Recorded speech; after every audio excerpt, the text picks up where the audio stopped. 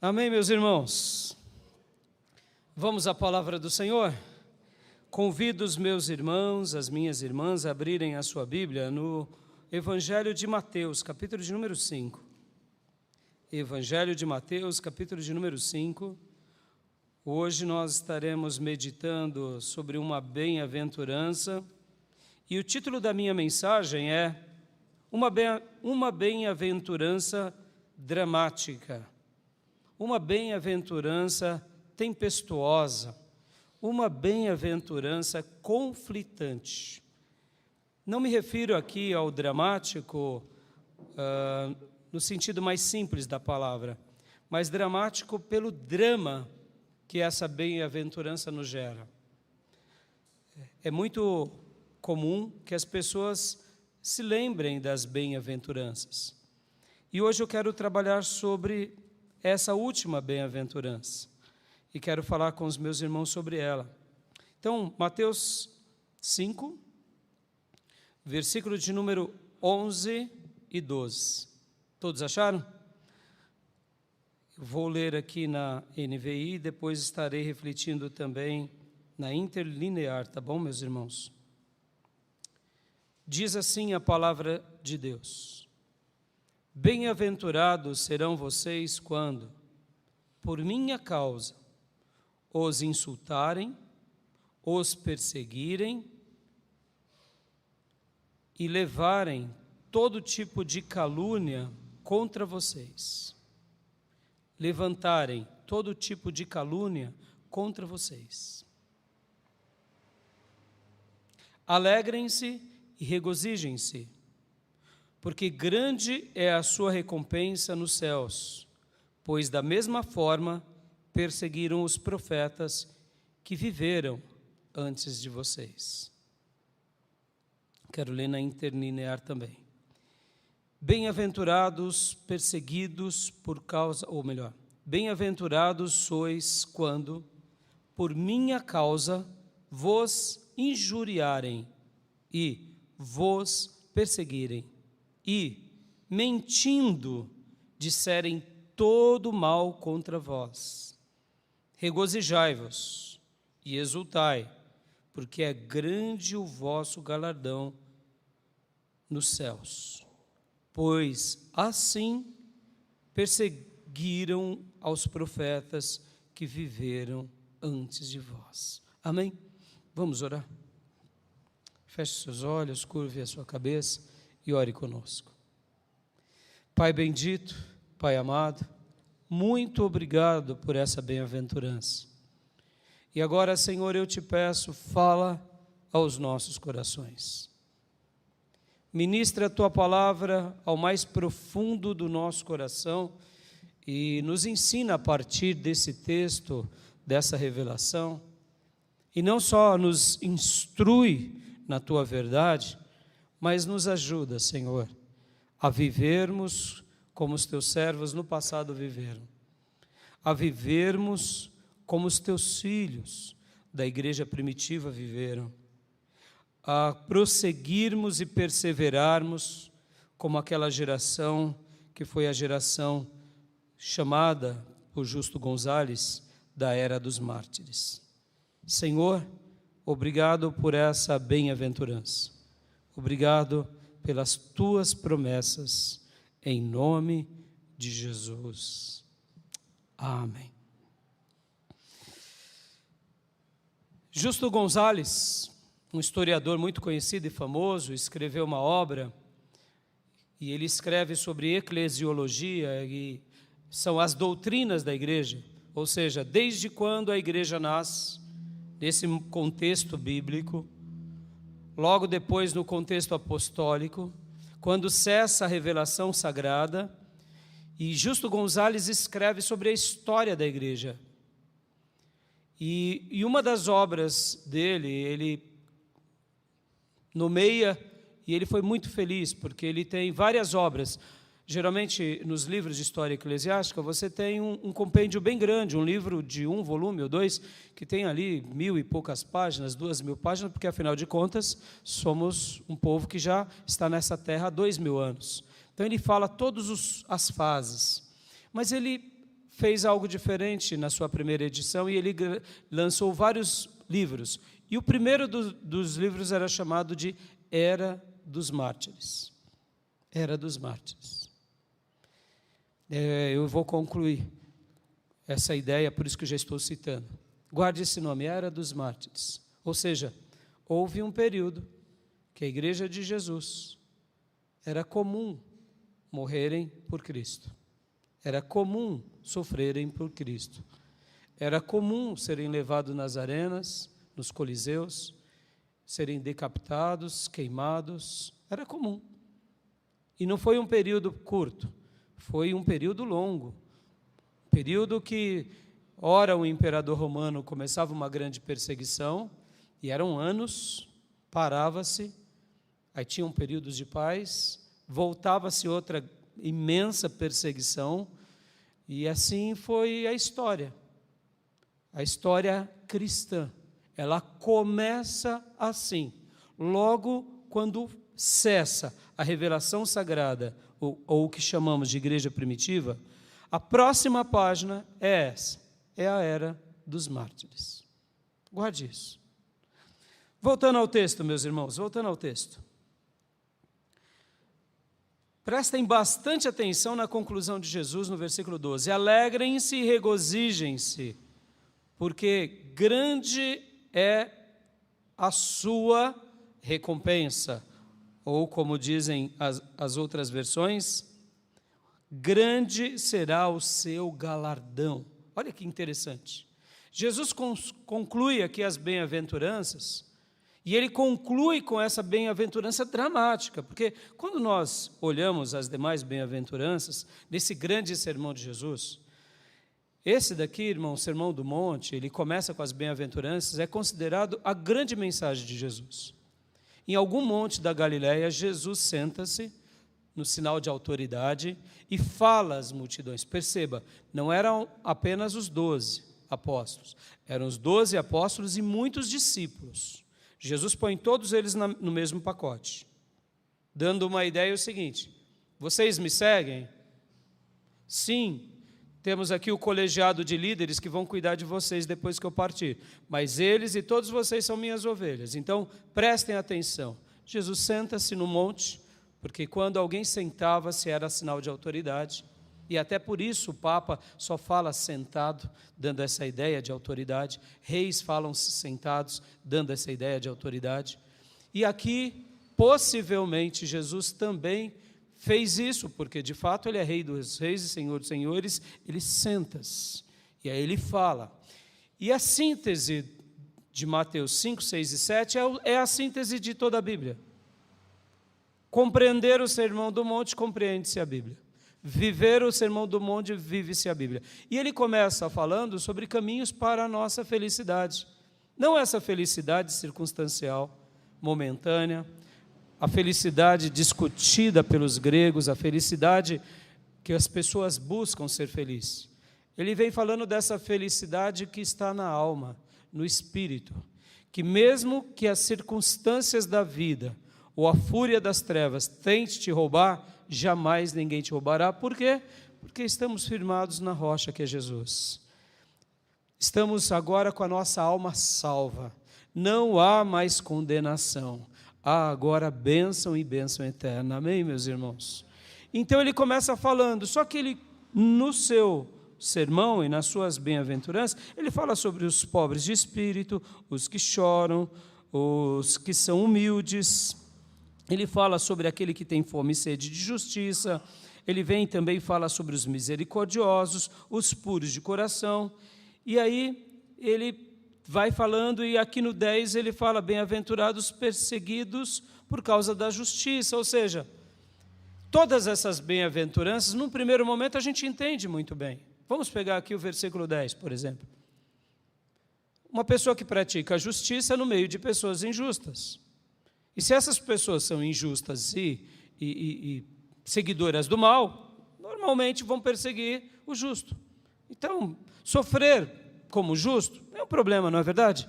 Numa sociedade caída, pessoas que querem gerar ou fazer coisas boas vão ser defensores dos bons e Normal, esses que são os defensores dos bons vão sofrer. Mas agora, essa bem-aventurança, ela é no mínimo estranha, não é? Ela é no mínimo contraditória. Ela é no mínimo desafiadora. Por quê?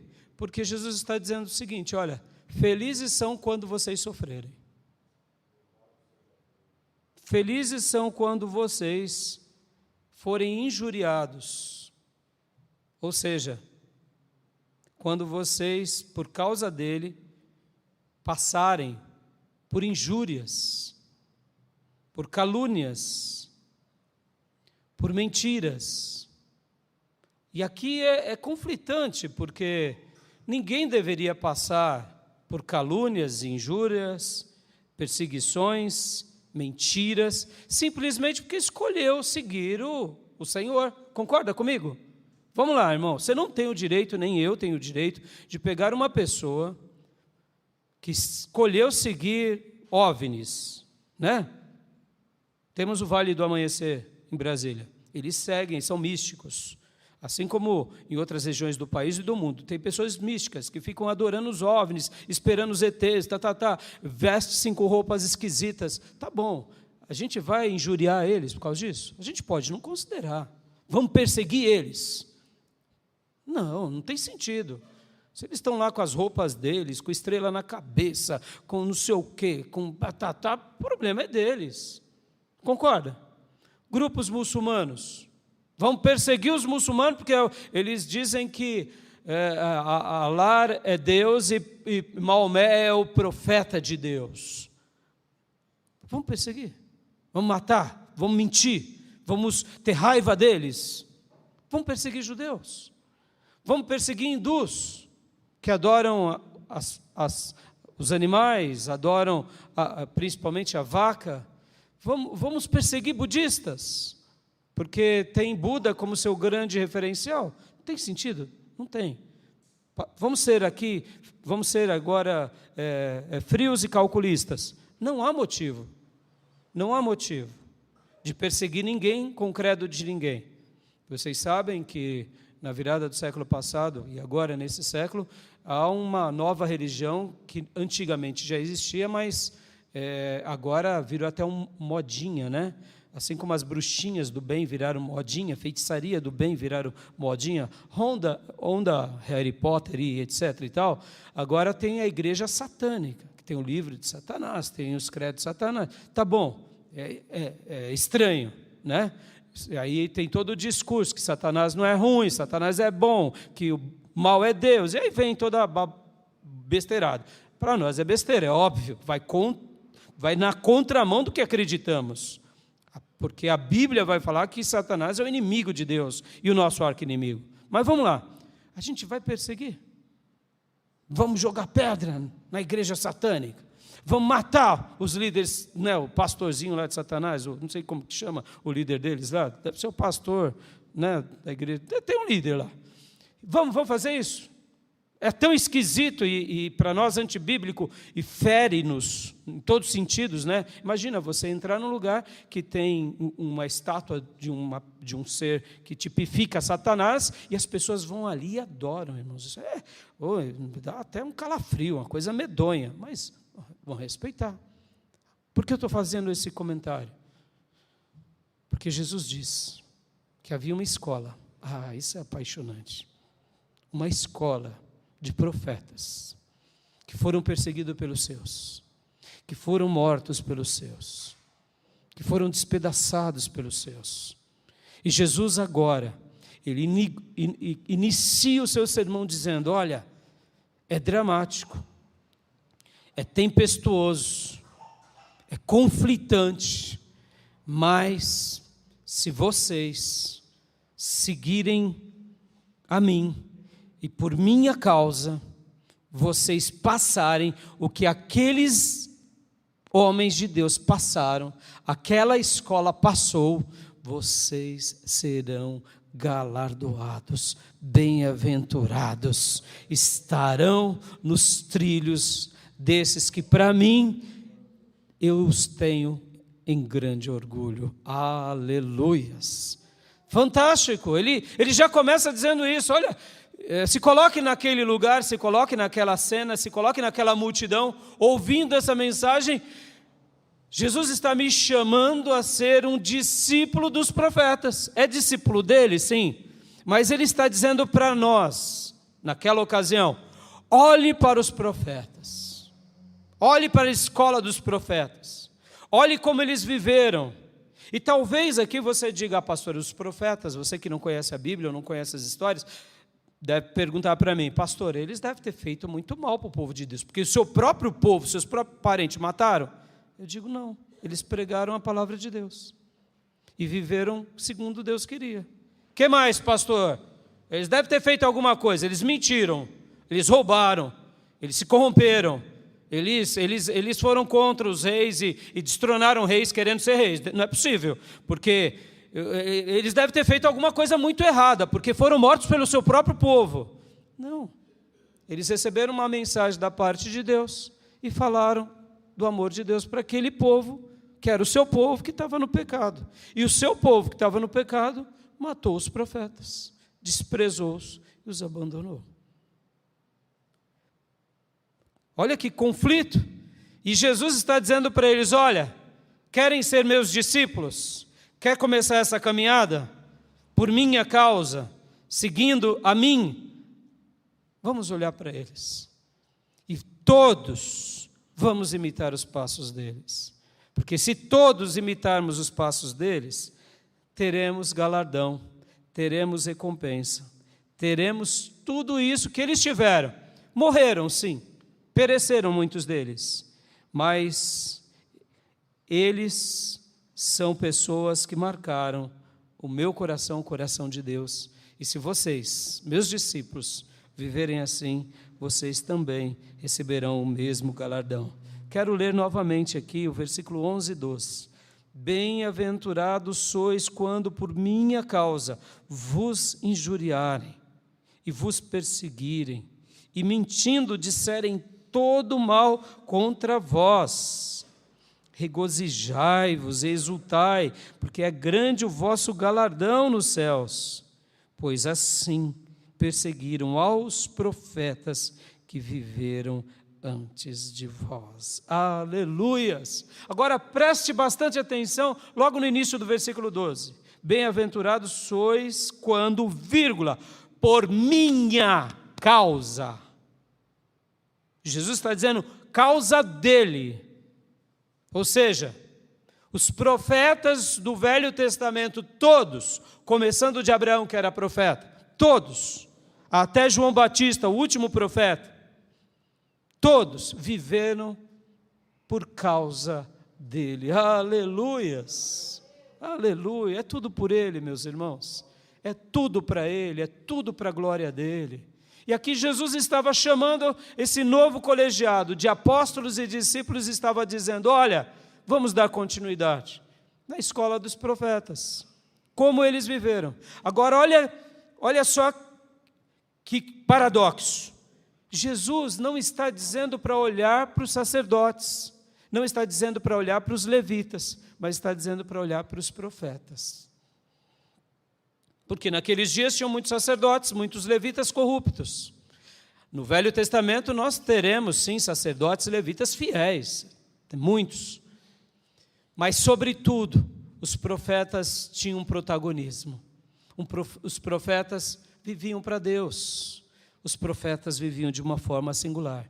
E agora Jesus está dizendo, meus filhos, meus novos discípulos, se vocês imitarem aquela escola por minha causa, não é pela religião, não é pela tradição, não é pelos costumes, e nem por nada mais que a gente possa preencher, mas se for por minha causa, de fato, vocês estarão vivendo como eles, serão galardoados, recompensados e serão felizes. Aleluias!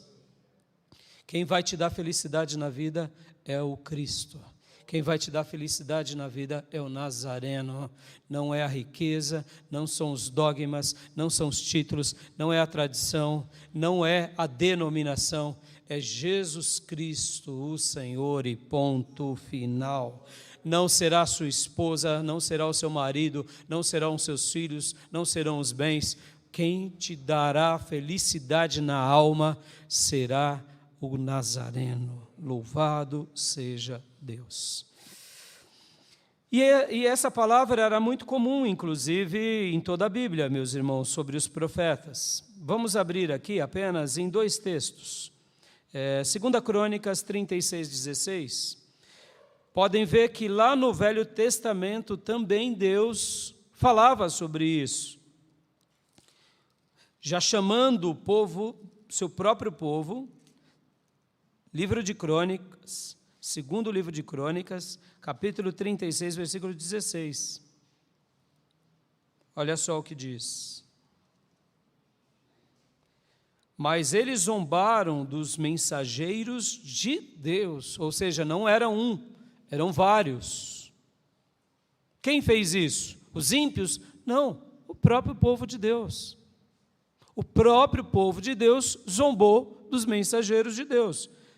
2 Crônicas 36:16. Desprezaram as palavras dele e expuseram ao ridículo os seus profetas. Profetas no Velho Testamento, muitos deles eram ridículos. Eles eram tratados assim, como pessoas ridículas. Por quê? Porque falavam algo da parte de Deus que iam contra a natureza humana. Expuseram ao ridículo seus profetas, até que a ira do Senhor se levantou contra o seu povo e já não houve remédio. E a história nós conhecemos e vemos tratando ao longo desses últimos sermões, desde o ano passado. O povo, ora, obedecia os profetas, mas na maior parte do tempo, tá bom só a religião pela religião. Vamos abrir agora em Atos 7:52, Novo Testamento, aqui eles também fazendo uma citação sobre o Velho Testamento. Atos 7:52.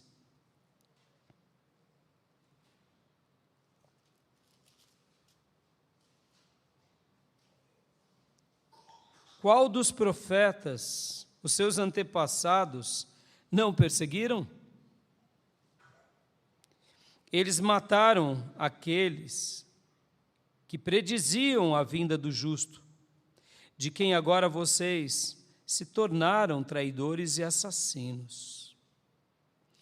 Aqui, o Senhor está dizendo para nós, inclusive nesse mesmo contexto do Novo Testamento, olha, vocês mataram os profetas, porque falava do justo, falava do Messias, falava da grande herança da nossa vida.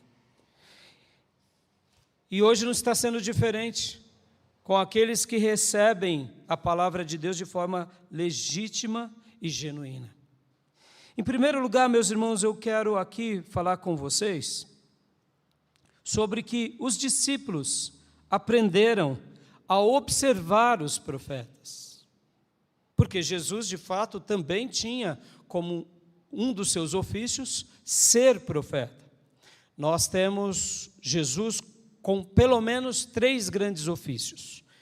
O ofício real, da realeza, ele é rei dos reis e senhor dos senhores. O ofício sacerdotal, ele é sacerdote, e não só sacerdote, mas sumo sacerdote da ordem de Melquisedeque. Mesmo Jesus sendo da tribo de Judá, ele está debaixo desse ofício, porque somente o sumo sacerdote poderia fazer o sacrifício de perdão pelo povo. E no coração de Deus, Deus criou uma estratégia maravilhosa. Ele é o sumo sacerdote que realiza o sacrifício, e ele ao mesmo tempo é o sacrifício pelo qual purifica e salva os seus discípulos. Então Jesus, ele é rei, mas ele é sumo sacerdote, e ele também é profeta. Porque agora ele vem falar a última revelação de Deus. E como Messias, ele vem dar as últimas diretrizes, dizendo: eu sou o caminho, eu sou a verdade e eu sou a vida. E ninguém vai ou vem ao Pai a não ser por mim. Aleluia. E ele vem e prega. Podem ver que ele não faz uma nova Bíblia, Jesus. como no caso Alá, ou melhor, Maomé fez na religião dos muçulmanos. Podem ver que Alá, ele recebe a visão de Gabriel, ele recebe ali as mensagens e ele cria o Alcorão, que é o livro sagrado dos muçulmanos. Jesus, ele não vem fazer uma nova Bíblia. Ele vem simplesmente dizer, olha, os profetas disseram, entretanto eu acrescento. Os profetas falaram, ótimo, porque eu não vim ir na contramão, eu vim trazer as últimas revelações. Está diante de vocês, em outras palavras, Jesus dizia, quem é o Salvador de vocês? Está diante de vocês aquele que pode perdoar vocês. Está diante de vocês aquele que venceu o pecado, venceu o mundo e venceu o diabo. Então, Jesus trouxe essa última revelação, ele é o profeta. E talvez você diga assim, mas pastor, e por que os apóstolos escrevem? Eles vão escrever a partir dele. Ou seja, eles foram incumbidos de registrar a última revelação. Por isso que no Apocalipse fecha-se a revelação de Deus.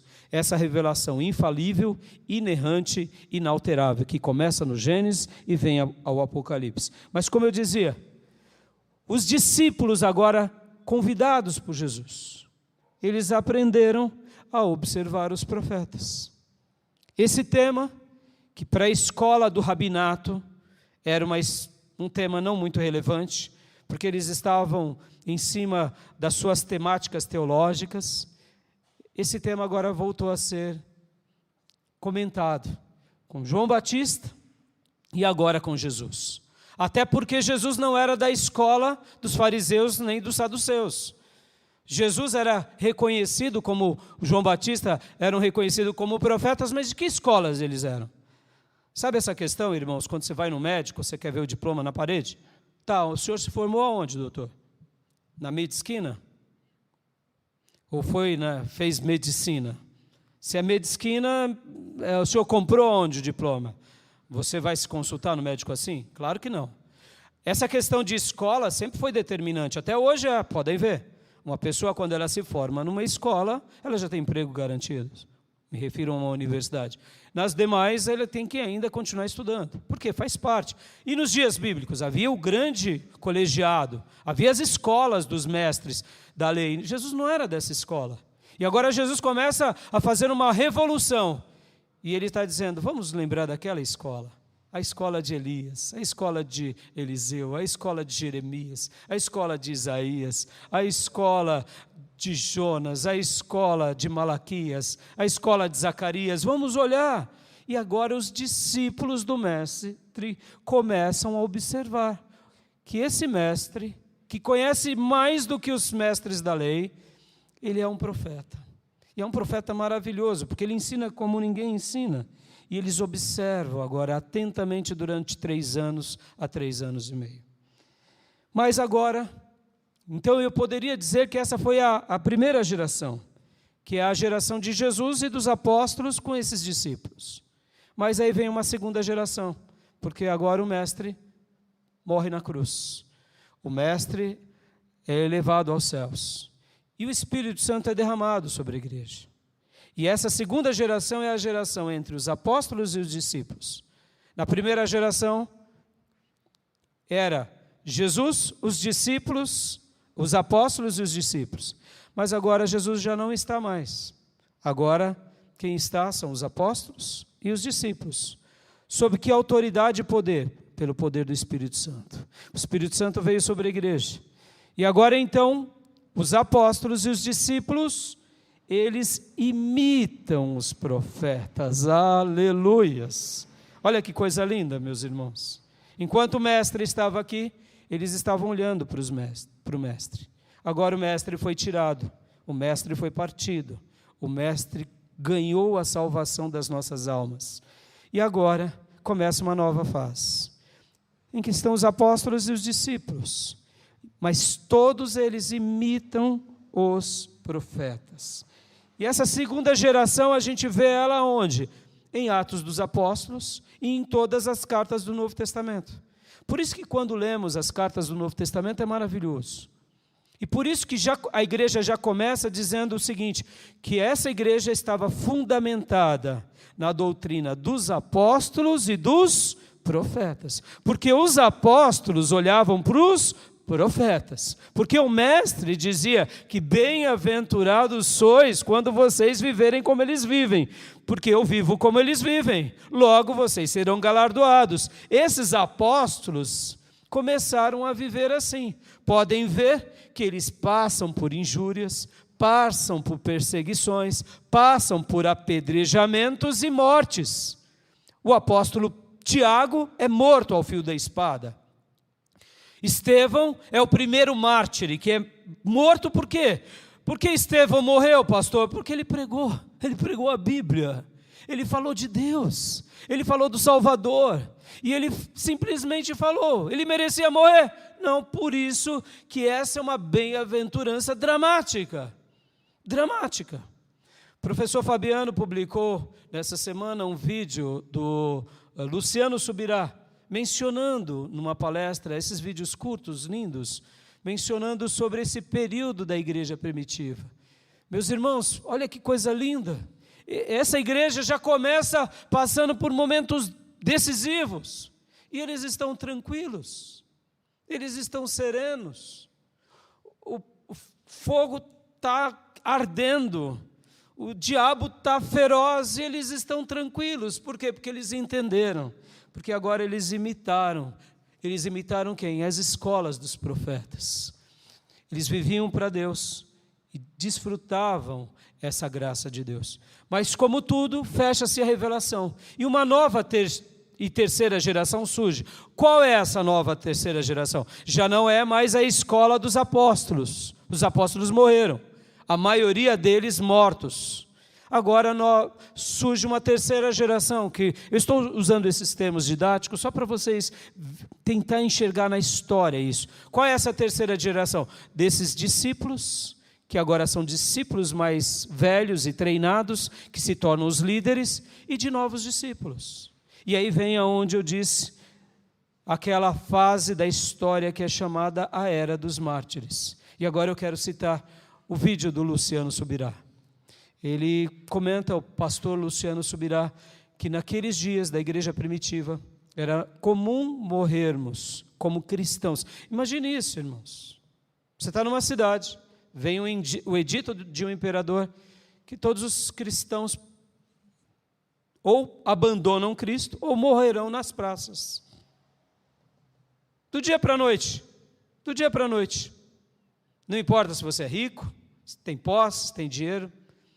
Se você declarasse que Jesus é Senhor, você estava vivo. Mas se você dissesse que César era o Senhor, se você declarasse que Jesus é o Senhor, você estava morto. Mas se você declarasse que César é o Senhor, você viveria. E aí o pastor Luciano Subirá comenta nesse vídeo, que eu achei maravilhoso. Maravilhoso é óbvio, irmãos, de ver que a nossa história começa assim, que a nossa história tem esse legado, que a nossa história tem essa marca. Para que o Evangelho chegasse hoje aqui para nós, muitos irmãos nossos morreram e dedicaram sua vida como um incenso agradável ao Nazareno.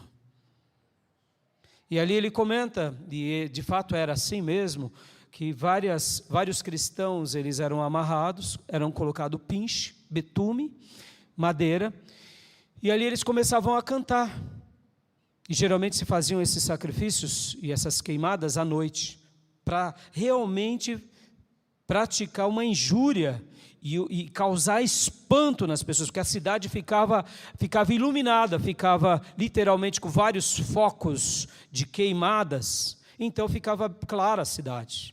Mas quem eram as tochas vivas? Os cristãos. Só que antes de colocar fogo, eles perguntavam: você vai negar Jesus? Eles diziam não. E eles começavam a cantar. E começavam a cantar, até que as chamas atingiam eles, e aí eles começavam a gritar. Enquanto esse já estava gritando, os outros, esperando e aguardando a morte, continuavam cantando. E assim, nossos irmãos partiram. Mas não foi só sendo tochas vivas, nos coliseus também. Quando os cristãos viraram aquilo que nós chamamos de pão e circo, o que os romanos iam fazer? Todos aqueles que negavam que César era o Senhor, eram colocados nas arenas. As feras famintas ficavam nas gaiolas há dias sem comer, e de repente a mesma coisa era feita. Vocês negam que Jesus é o Senhor? Não. E então eles soltavam nas arenas. Só que, para a surpresa dos romanos, o que eles faziam? Eles começavam a cantar. Sabiam que iam morrer. E ali começavam a cantar e vinham as feras. Eu sei que essas histórias, como registra Justo Gonzalez e grandes outros historiadores, são fortes. E eu até enquanto refletia sobre essa mensagem, eu pensava, por que Deus não permitiu essas histórias na revelação?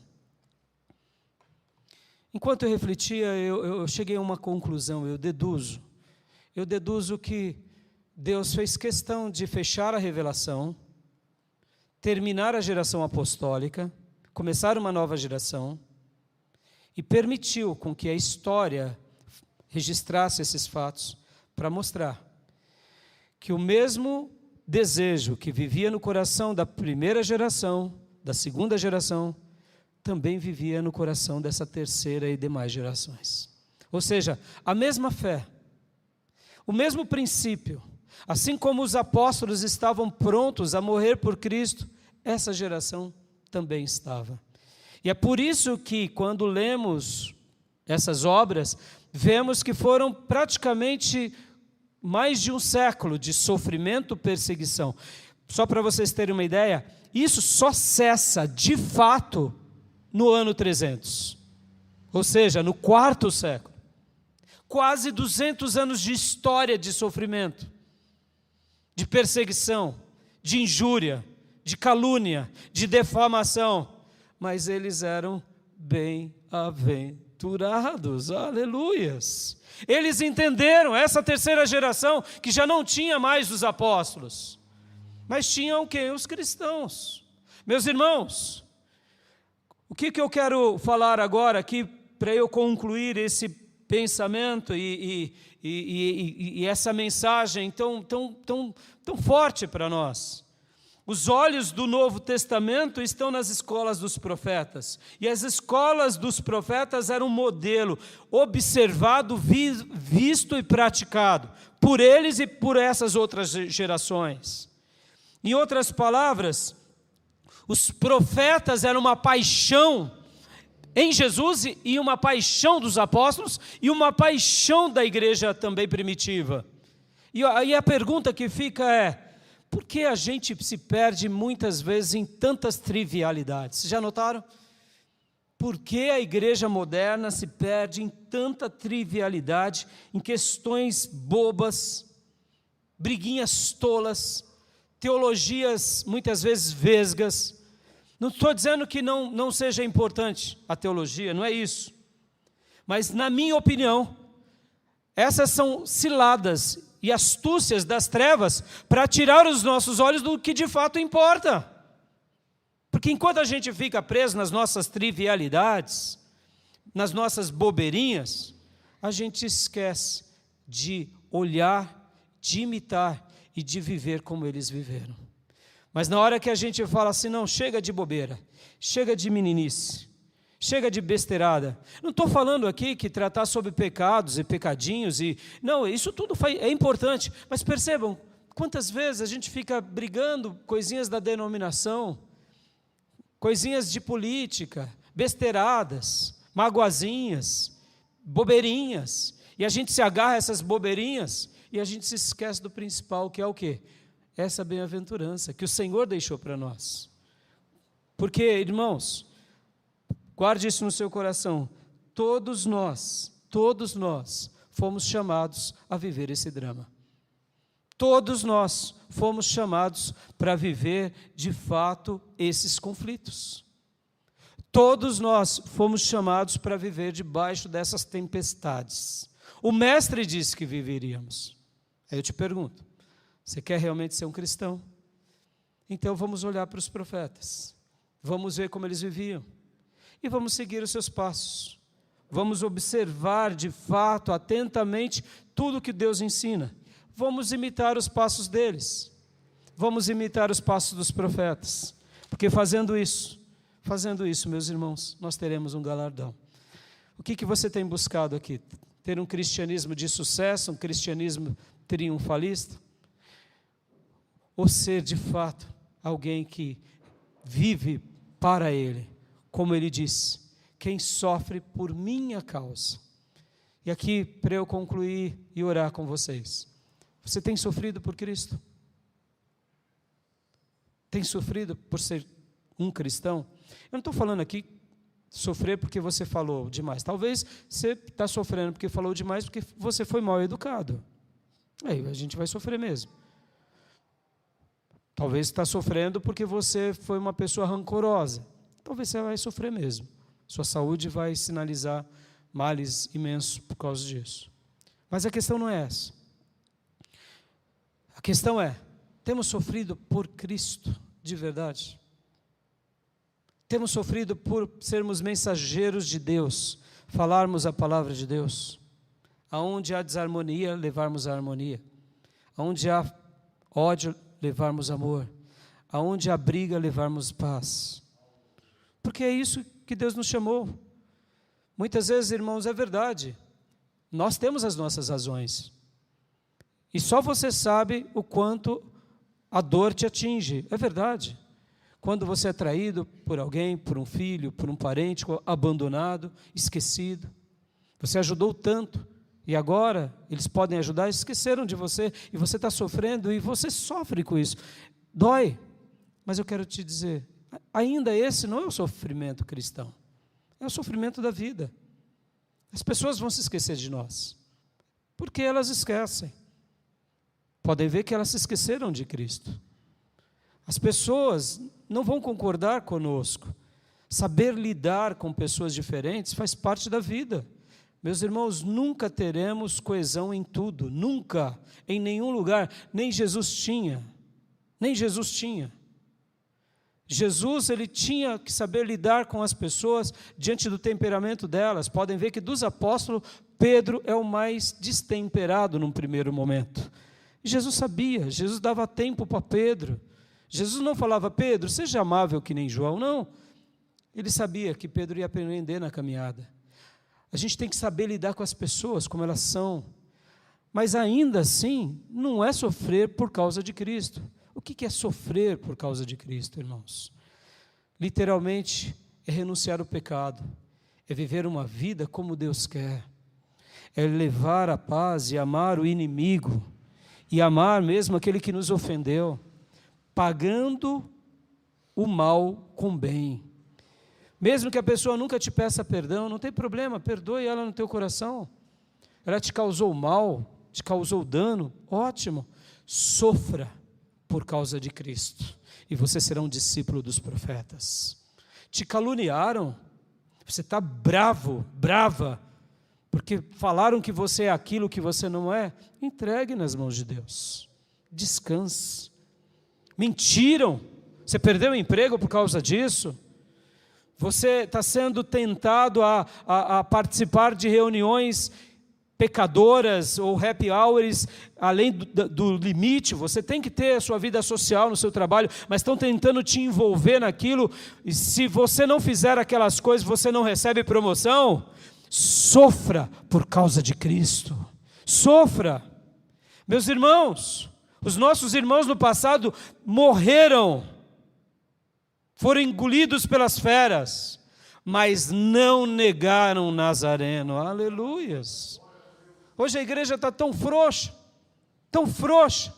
se vende por qualquer pratinho, pratinho da prosperidade, pratinho da fama, pratinho da vaidade. Esses dias atrás as redes sociais bombaram por causa de uma igreja, uma denominação, falando do pastor e não sei o que, do apóstolo e coisa horrorosa. Meus irmãos, os problemas da igreja resolvam na igreja.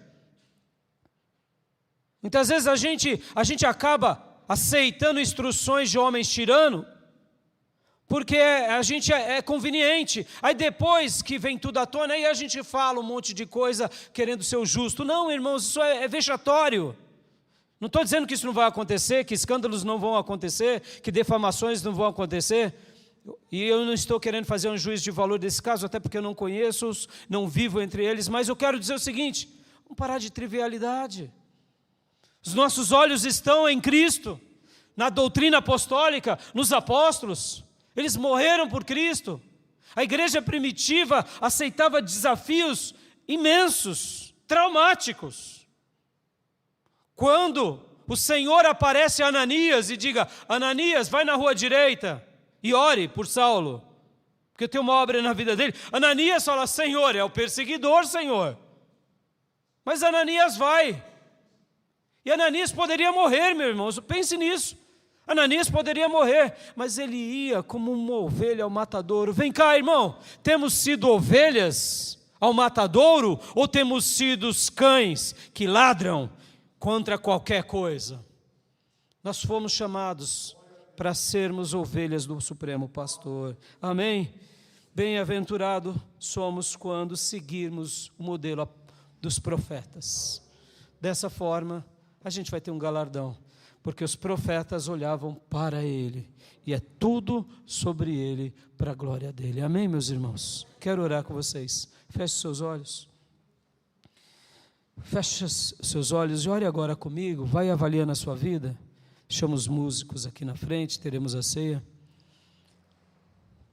Você tem sofrido por causa de Cristo de verdade? Se você não tem, então fala para Deus: Deus, me ajuda a partir de hoje a olhar para a escola dos profetas, para essa primeira geração que a igreja, que o Senhor institucionalizou, a segunda geração, que é a geração dos apóstolos, pelo poder do Espírito, nessa igreja primitiva, essa terceira geração, que é essa geração de pastores e discípulos piedosos, como chamamos de era dos mártires. E ora agora, Deus, dizendo: Deus, me ajuda a viver essa bem-aventurança traumática, tempestuosa, conflitante, todos os dias da minha vida, porque só assim eu serei feliz. Talvez você tenha buscado felicidade em coisas, em objetos, em pessoas, em você mesmo, e eu quero te dizer que nada disso vai te gerar bem-aventurança ou felicidade. Mas Jesus, o teu supremo profeta, o sumo sacerdote da ordem de Melquisedeque, o Rei dos reis e o Senhor dos senhores, ele nos deixou esse caminho de felicidade. Então ore comigo agora. Pai, muito obrigado por essa bem-aventurança. Muito obrigado pela vida dos profetas, pelas escolas dos profetas, pelo colegiado apostólico, que mais se iguala ao colegiado dos profetas. Eu poderia dizer que é a escola dos profetas da Nova Aliança, do que com o rabinato, as escolas e as tradições do Talmud, do Pesher e tantas outras daqueles dias. Obrigado por esses homens que eram da Galileia, galileus, e pode vir alguma coisa boa da Galileia, pode vir alguma coisa boa de Nazaré, aleluia. Ali esteve o teu quartel-general, ó Nazareno bendito, ó Galileu amado, nos coloca nas fileiras dos teus discípulos e faz de nós ovelhas que vivem esse princípio para a honra, para a glória, para o louvor do teu nome.